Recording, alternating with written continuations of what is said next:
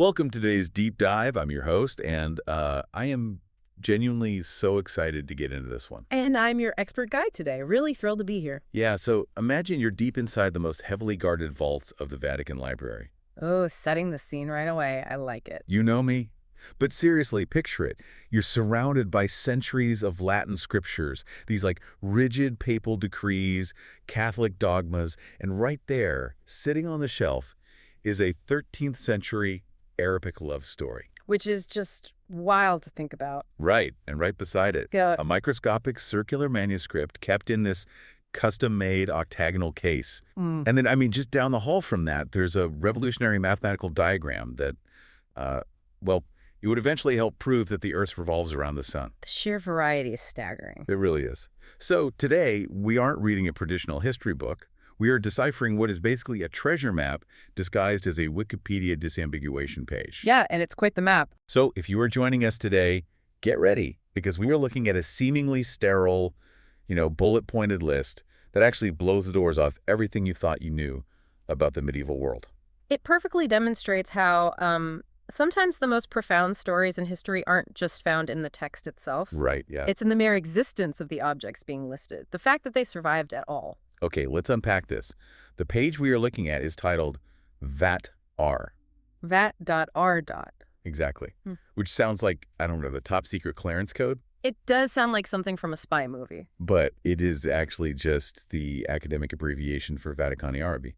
This is the official designation for the collection of Arabic manuscripts held securely inside the Vatican Library. Yeah, and the source we are working from today highlights 13 notable works from this specific collection. When I first read this list, it didn't feel like a library catalog to me. It felt like I was reading an Indiana Jones inventory logbook. Oh, that's a great way to put it. Right. It's just item after item of incredible cross-cultural artifacts. I think the logbook analogy is exactly the right mindset to have because you have to remember that an archive, especially one as historically significant and physically fortified as the Vatican Library, is not just a storage closet for old paper. It's way more than that. Exactly. It is a highly curated memory of humanity.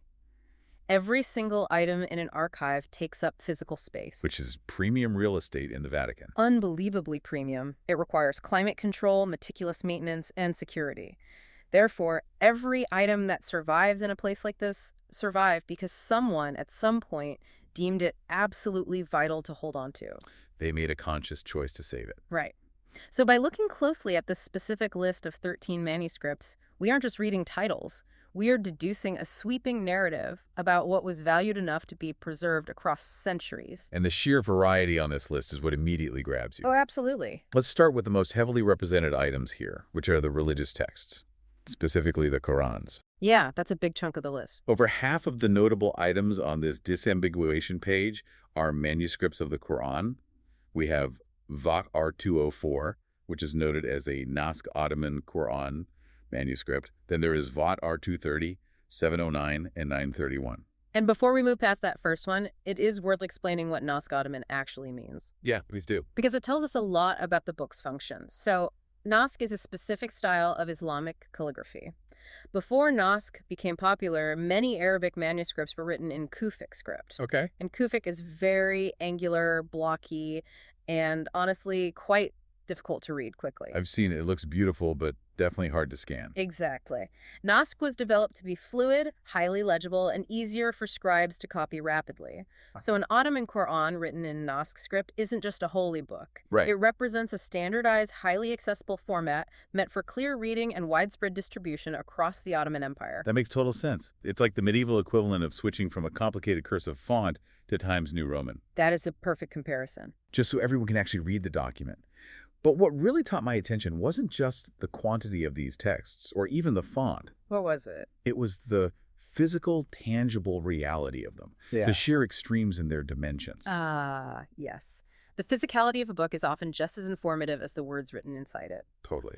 In the medieval and early modern world, paper and parchment were incredibly expensive. Ink was painstakingly crafted from soot, galls, and minerals. It was a whole production. It really was. Binding was a highly specialized art, so the size of a book was never an accident. It was a deliberate, often massively expensive choice. Which brings us to VAT R 1484. According to our source, this is a Quran manuscript, and it is the largest one in the entire Vatican Library. It's a behemoth. Its dimensions are a massive 540 by 420 millimeters. For you listening, picture that in your hands. That is over half a meter tall and almost half a meter wide. You'd need a serious desk just to open it. Exactly. It is a gigantic, heavy, cumbersome object. But then, on the exact same list, housed in the exact same library collection, we have VAT Artac 924. A total shift. Right. This is also a Quran manuscript, but it is a small circle, a perfect little circle, just 45 millimeters in diameter. Tiny. And it is kept in a tiny octagonal case. It is a stunning contrast, from over half a meter to just 45 millimeters. Here's where it gets really interesting. If we think about these objects functionally, the massive 540 millimeter manuscript is essentially the IMAX screen of the medieval world. Oh, I love that, the IMAX screen. Because it's a public broadcast, right? You don't read a book that size in bed. No, you definitely don't. It's meant to be read from afar, resting on a massive lectern, serving as a focal point for a whole mosque or congregation. It is performative. Yes. But that tiny 45 millimeter circular manuscript, that is the medieval smartwatch. What's fascinating here is, well, I like where you're going with this, but let's deepen that analogy a bit. Okay, lay to me. That 45 millimeter Quran in the octagonal case isn't just a smartwatch because it's wearable tech. It's a smartwatch because it's a piece of localized, highly personal technology. Oh, I see. In the medieval Islamic world, miniature Qurans like this were often meant to be worn as amulets. Wait, really? Like jewelry? Yeah, exactly. They function not just as a readable text, but as a physical shield of spiritual protection for the wearer. Wow. So you are wearing the actual Word of God as armor. Precisely. You have perfectly captured the dual nature of religious experience documented by this archive. And I should note, for you listening, we're just reporting on the historical and cultural significance of these texts based on our source, not taking any theological stances ourselves. Of course, we're just looking at the history. Right. And historically, a massive text like VAT R 1484 is a display of institutional wealth and power. It projects authority. Because it cost a fortune to make. Exactly. The labor and materials required to create something that large demonstrate the immense resources of whoever commissioned it. Conversely, the 45 millimeter text is deeply intimate. It's a totally different vibe. The craftsmanship required to write legibly in a circle that's small is astounding, but its primary purpose is personal comfort and private faith.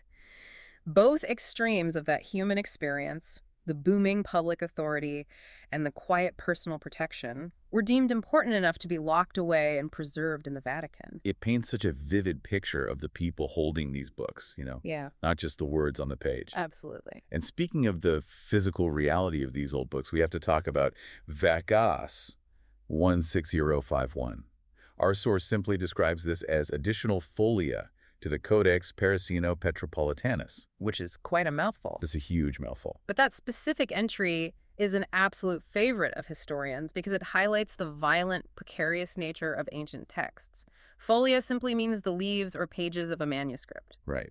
And the name of the codex it belongs to, Parisino-Petropolitanus, gives away the punchline. It really does. Paris and St. Petersburg. It literally tells you that the rest of this book is scattered across the globe. Yeah, the bulk of it is in Paris. And another chunk is in St. Petersburg, Russia. And here, sitting quietly in the Vatican, are the, additional pages. How does a single book get blown apart by the winds of history like that? It is a fantastic question.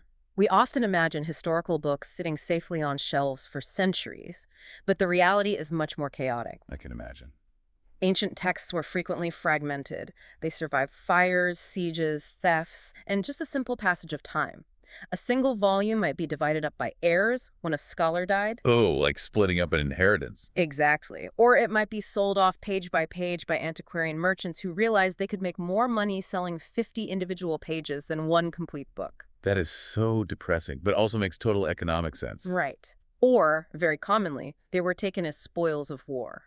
Napoleon's troops, for instance, were notorious for looting archives across Europe and the Middle East, which is how so many fragments ended up in Paris. So, piecing together human history is quite literally a physical jigsaw puzzle. Literally. Every page in this Vatican archive is a survivor of some unrecorded disaster or theft. Exactly. The fact that the Vatican Library holds these specific detached pages shows that curators are essentially playing a massive game of historical recovery. It really is a miracle any of this survives. Yeah.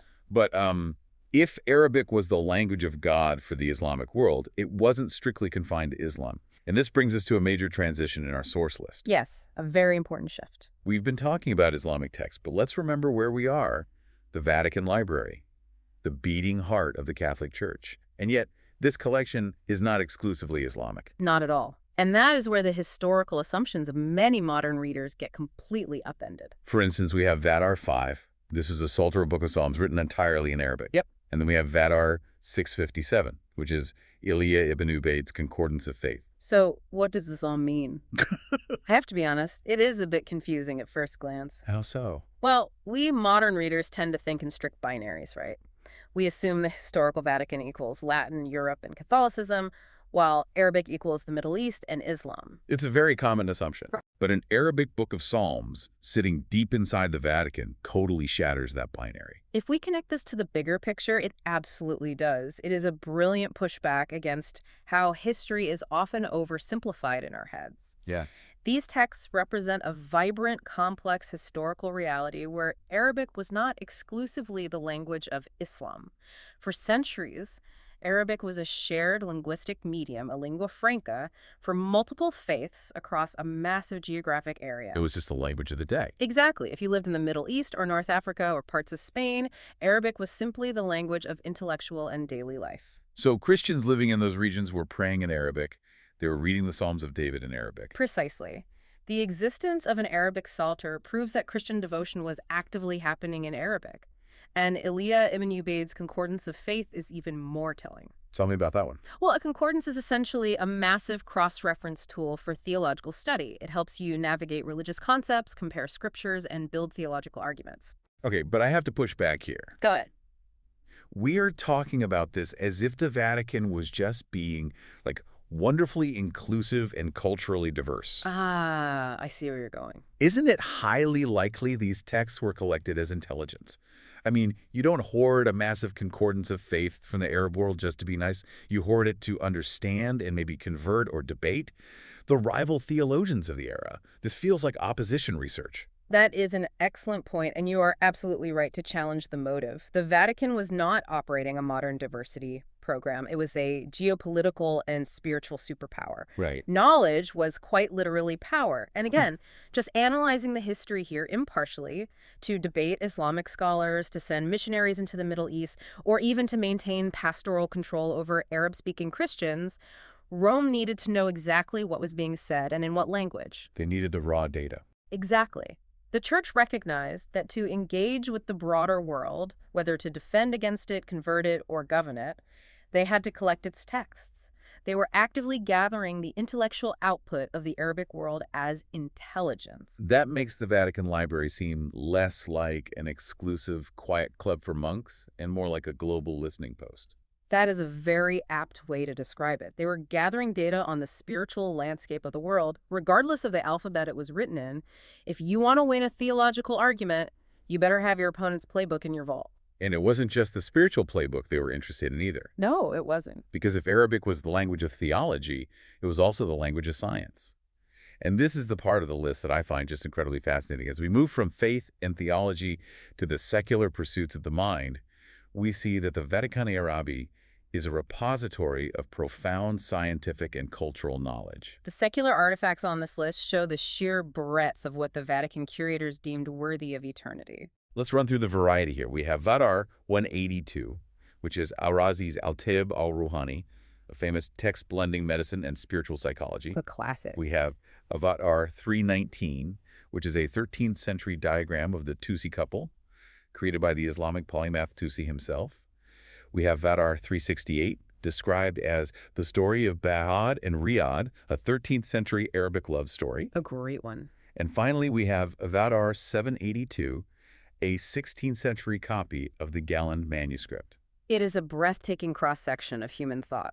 Okay, but we cannot just list these without explaining what they actually are because the details are mind-blowing. Let's start with the Tusi couple. Oh, yes, the Tusi couple. I had to look this up, and it is incredible. For you listening, imagine a small circle rotating inside a larger circle that is exactly twice its size. If you trace a point on the smaller circle, it doesn't just spin in loops. It moves back and forth in a perfectly straight line. Yeah. Tusi invented this geometric model in the 13th century. And we have to explain why that mathematical device was so revolutionary. Please do, because the math is over my head. Well, before 2C, astronomers were using Ptolemy's models to track the planets. But Ptolemy's math was flawed. It required all these clunky, irregular movements to explain planetary orbits. It was messy. Very messy. 2C's couple was a brilliant way to convert circular motion into linear motion, which solved massive problems in understanding the heavens. Wow. What makes this Vatican manuscript so explosive is that hundreds of years later, Nicholas Copernicus used the exact same geometric model, the 2C couple, to help prove his heliocentric theory. The theory that the Earth revolves around the sun. Exactly. So the math that eventually unseated humanity from the center of the universe was sitting right there in an Arabic manuscript. It was. If you are the Pope and you want your scholars to map the stars or calculate a precise calendar, you aren't just relying on Latin texts. You need the cutting-edge science. And in the 13th century, the cutting edge was Arabic. This raises an important question for you to consider. What does it mean for a religious library to truly capture human civilization? If a library only collected holy books, it would only capture how humanity relates to the divine. But by holding Al-Razi's medical insights alongside a mathematical breakthrough like the 2C couple, the library expands its scope to the physical universe. It acts as an agnostic protector of human genius. Okay, but again, keeping my previous pushback in mind. I knew you were going to bring that up. I have to. The agnostic protector sounds very noble, but they saved Tusi's math because it was useful, right? They needed the geometry. Fair point. What is harder to explain is the fiction. Why on earth is an institution dedicated to eternal salvation hoarding an ancient Arabic romance, like the story of Bayard and Riyadh, or the Gallon manuscript? Yeah, that's the real puzzle. And we should explain the Gallon manuscript, because that name might not ring a bell for everyone, but its contents definitely will. This certainly will.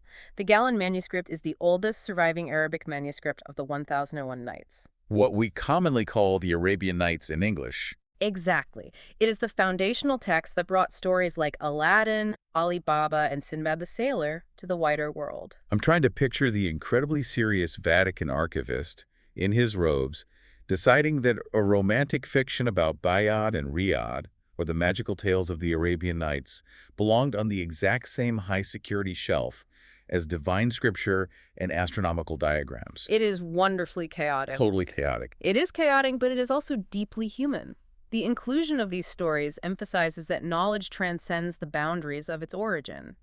The people who archived these works understood that human civilization is built on medicine, math, and romance just as much as it is built on theology. That's a beautiful way to look at it. Even in an institution focused on the afterlife, the everyday human experience of love, storytelling, and fantasy was recognized as a vital piece of the human record. It is comforting, in a way. How so? To know that someone hundreds of years ago read a love story or a tale about a magical genie and thought, yes, this needs to go into the vault. Future generations need to know we imagine these things. Yeah, absolutely. The Vatican Arabi really is a safe harbor where texts from incredibly diverse, sometimes hostile origins dropped anchor and survived the storms of history. Safe harbor is the perfect term, and it reinforces a core belief that I think is essential when exploring history knowledge is most valuable when we consider multiple perspectives. Definitely. This simple Wikipedia disambiguation list proved to be a vibrant, multidimensional snapshot of a highly interconnected world.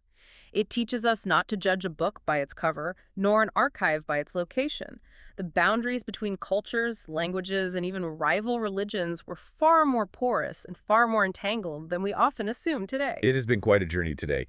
Think about the incredible distance we just traveled in this deep dive, all from a single short list. We covered a lot of ground. We really did. We started with the physical awe of a massive half-meter-wide Quran built to project authority. The IMAX screen. Right.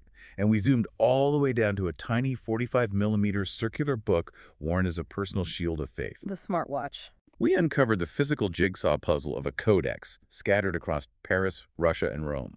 We shattered modern assumptions by looking at an Arabic psalter and realizing the Vatican was running a massive, multilingual intelligence-gathering operation.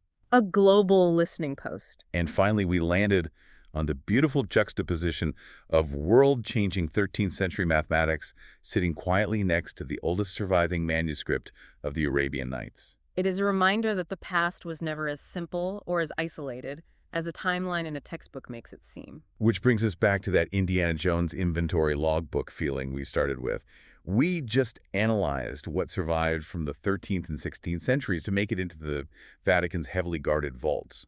We looked at the math, the stories, and the prayers that were deemed important enough to save from the fires of history. So much history saved. Exactly. Uh-huh. So I want to leave you with this final thought to ponder on your own today. Look around you right now. Look at your desk, your room, your bag, your phone.